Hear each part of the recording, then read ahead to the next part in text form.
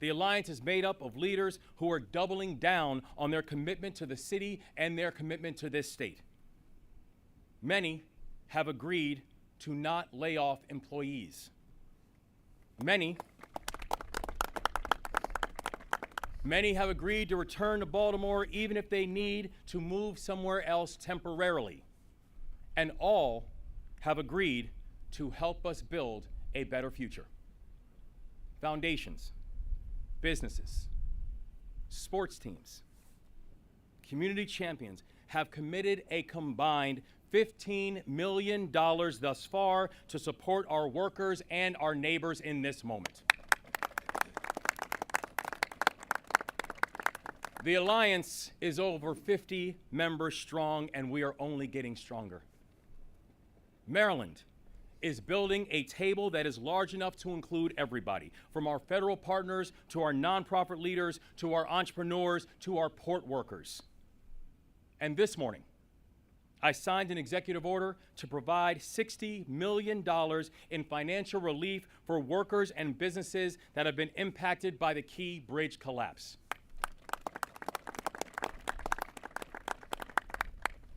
Now, I know our state's largest city is being tested right now, but Baltimore has been tested before. We get knocked down, we stand back up, and we dust ourselves off, and we move forward. That is what we do. And the people of Maryland are grateful to have a full partner in this work like President Biden.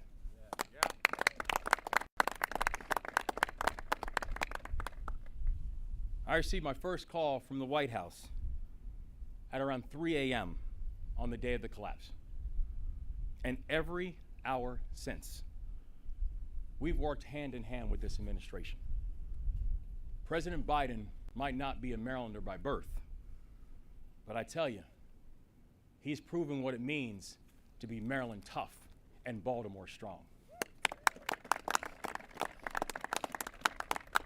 The president stood with us in the first 100 days of our administration to announce historic funding for the Frederick Douglass Tunnel. And he stands with us today to help the families clear the channel, lift our people, and rebuild this bridge.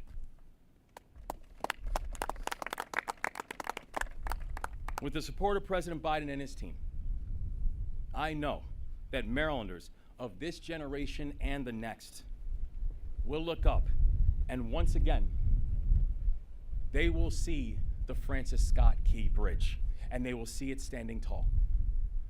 The state of Maryland is honored to welcome the President of the United States to one of the most important cities in the United States. Ladies and gentlemen, the 46th President of the United States of America, President Joe Biden.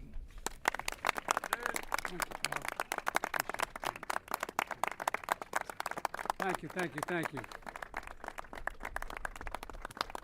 Please, please, thank you.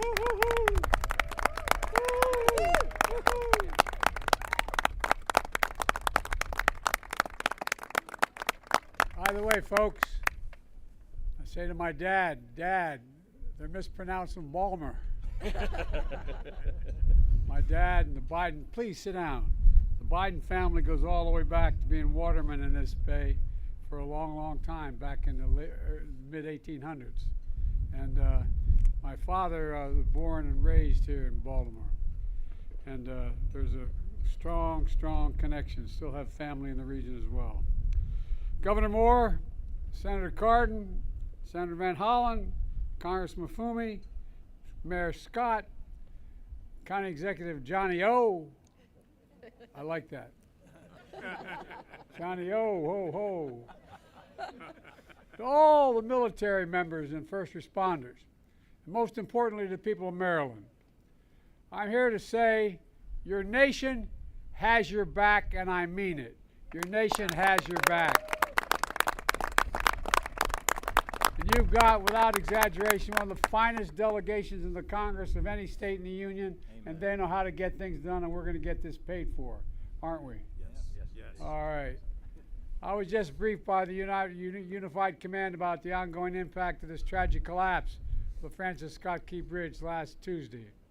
The damage is devastating, and our hearts are still breaking. Eight construction workers went into the water when the bridge fell. 6 lost their lives. Most were immigrants, but all were Marylanders. Hard-working, strong, and selfless. After pulling a night shift fixing potholes, they were on a break when the ship struck. Just seconds before, one of the men, named Carlos, who was only 24, left a message for his girlfriend. Here's what it said. "We just poured cement. We're waiting for it to dry," he said. Well, to all the families and loved ones who are grieving, I've come here to grieve with you. We all are. It's not the same, but I know a little bit about what it's like to lose a piece of your soul, to get that phone call in the middle of the night to say family members are gone. I've been there. It's feeling like having a black hole in your chest, like you're being sucked in, unable to breathe. The anger, the pain, the depth of the loss is so profound. And we know it's hard to believe, and you're probably not going to believe me, but I can tell you now from personal experience, the day is going to come when the memory of your loved one as you walk by that park or the church or something that you shared together is going to bring a smile to your lips before it brings a tear to your eye.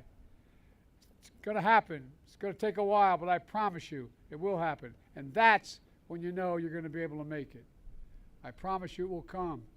And our prayers for you is that time comes sooner rather than later, but it will come.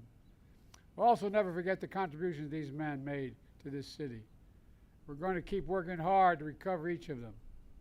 And you know, my vow is that we will not rest, as Carlos said, until the cement has dried and the entirety of a new bridge. A new bridge.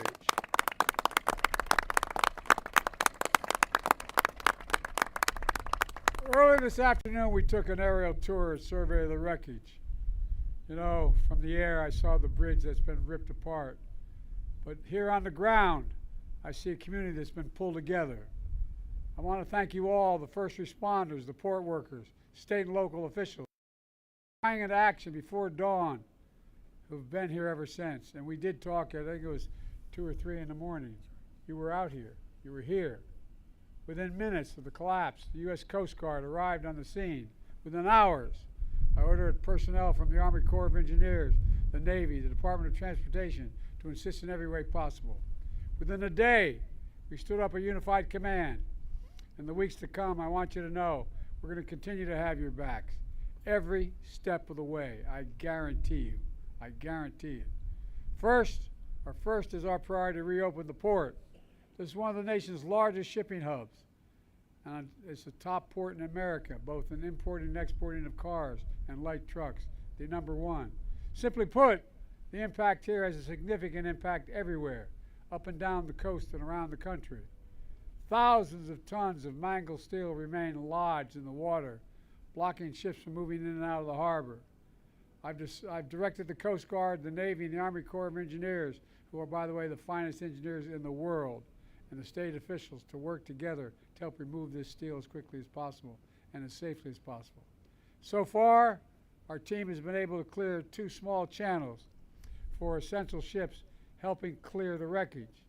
And yesterday, the Army Corps announced that by the end of April, they'll be able to open the 3rd channel for some commercial traffic, including car carriers.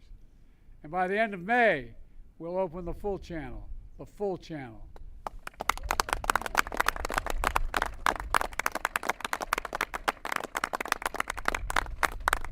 My task force on supply chain disruption has been engaging with union, rail, trucking, shipping, state and local leaders to minimize the impact on our supply chains. And I'm proud to announce that the federal government will provide over $8 million in grant funds to make the infrastructure improvements at Sparrows Point as the only port unaffected by this collapse, which will allow Sparrows Point to take on more ships. And that's happening now, will happen shortly. Second, we're focused on protecting the workers and businesses. Folks, 20,000 jobs depend on this port.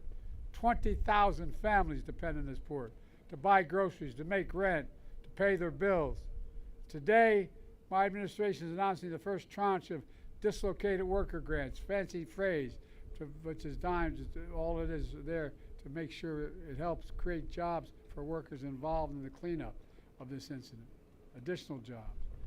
My Small Business Administration has also issued a disaster declaration, which will allow the SBA to offer low-interest loans for small businesses impacted by the collapse in order to keep things moving. The state, the city, the county are also stepping up in impressive ways to help workers and businesses who have been affected by this disaster. But folks, we all need to step up. Amazon, Home Depot, Domino Sugar, and many other companies all rely on this port. And they have committed to keep workers and payrolls on their businesses in Baltimore and move as quickly and clearly as possible to change the channel. I'm calling on every company at and around the port to do the same thing, the same exact thing, commit to stay. And the customers who use this port, we're coming back. We're coming back soon. Folks, finally, we're going to move heaven and earth to rebuild this bridge as rapidly as humanly possible. And we're going to do so with union labor and American steel. For a simple reason, they're the best workers in the world, and that's not hyperbole. Every day, over 30,000 vehicles traveled across this bridge. And I was one of those people. I commuted every day from Delaware for 36 years to Washington, D.C., back and forth, and about 1/4 of that time by automobile. I've been to every part of this port. Folks, we now face a question no American should ever have to ask. How will I get to work? How will I go to school? How will I get to a hospital? Response, everyone, including Congress, should be asking only one question, and they're going to be asked a question by your delegation. How can we help? How can we solve that problem? My administration is committed, absolutely committed, to ensuring that the parties responsible for this tragedy pay to repair the damage and be held accountable to the fullest extent the law will allow. But I also want to be clear. We will support Maryland and Baltimore every step of the way to help you rebuild and maintain all the business and commerce that's here now. As the governor can tell you, within hours of the Maryland request, we approved $60 million in emergency federal funding. I fully intend, as the governor knows, to have the federal government cover the cost of building this entire bridge, all of it. As we've done in other parts of the country in similar circumstances.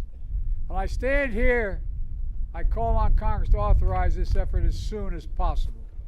Let me close with this. This port is over 300 years old. As a matter of fact, as I said, my great-great-grandfather worked here as a waterman in this bay. This port is older than our republic, and it's been through tough times before. During the War of 1812, a young Marylander named Francis Scott Key, to whom the bridge was named after, sat in a boat in this very harbor, and he watched the British troops launch an attack after attack on American forces. But as the dawn broke, we saw the American flag still flying. Baltimore was still standing, and our nation, as he wrote in the Star-Spangled Banner, had made it through a perilous fight.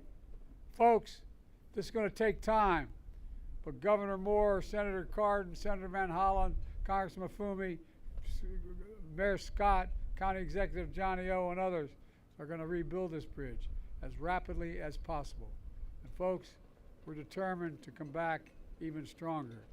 We're the only nation that's gone through every crisis that we've had. We've come out stronger than we went in, and we're going to do it here as well. And once more, to make this perilous challenge. You know, because we're the United States of America, there's nothing beyond our capacity when we do it together. Think about that. Remember who we are. We're the United